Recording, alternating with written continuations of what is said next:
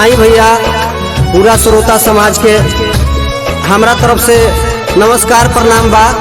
रउआ सबके बीच में एगो बहुत ही सुंदर दर्द भरी कहानी सुनावे जात बानी। जे लिखले बानी राइटर राजकिशोर शाह जी। अपन आशीर्वाद प्यार बनौले रखी। जय हो। गजबे माई के करे जावा कोई दिली अपन जीवन दान। गजबे माई के करे जावा कोई दिली अपन जीवन दान। भैले जब बेटावा से आन, भैले जब बेटावा से आन, देवेला न माई के आराम। भैले जब बेटावा से आन, देवेला न माई के आराम। भैले जब बेटावा से आन। मिक्स बाय जीतू ज्वाला।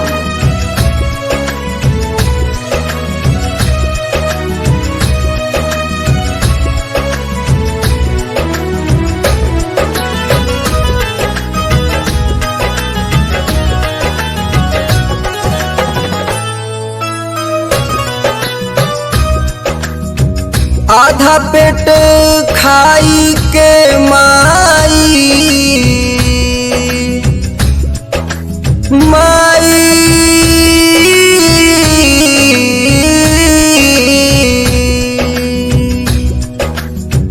आधा पेट खाई के माई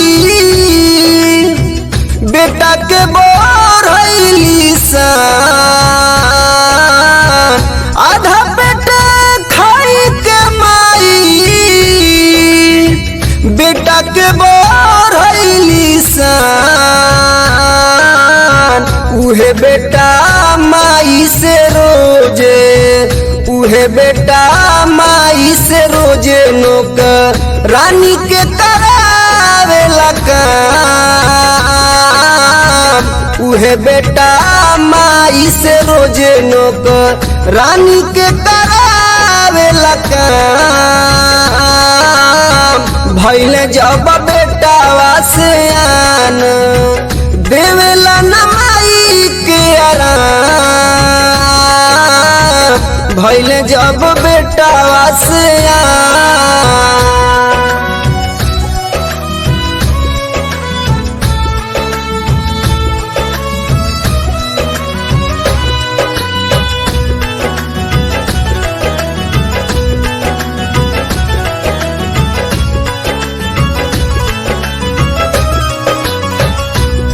मेहरी के करावे तीरथ,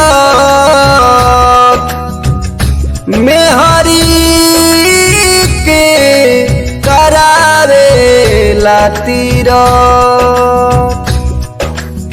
मेहरी के करावे तीरथ, माई के कोरे न परनाम। मेहरी के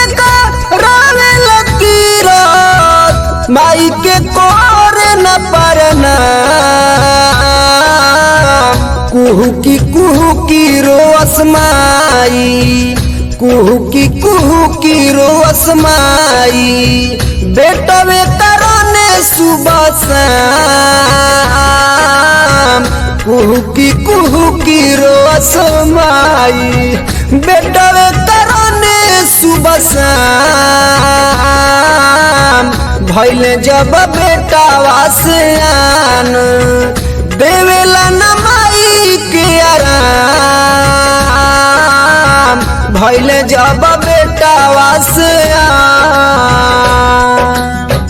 मिक्स बाय जीतू ज्वाला।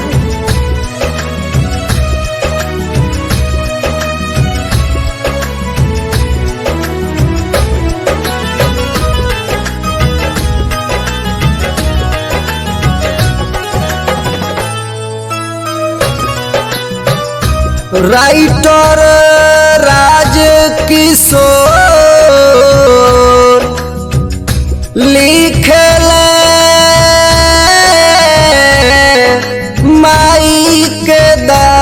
दास्तान। राइटर राज किशोर लिखल माई के दास्तान। माइया बाबूजी हुए रतन सोनवा के खान।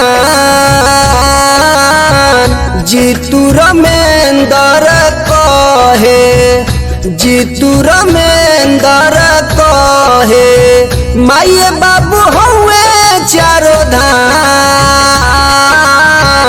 जीतू रमेंदर कहे माइए बाबू हुए चारो धाम। भइले जब बेटा वासियान देवेला न माई के आराम।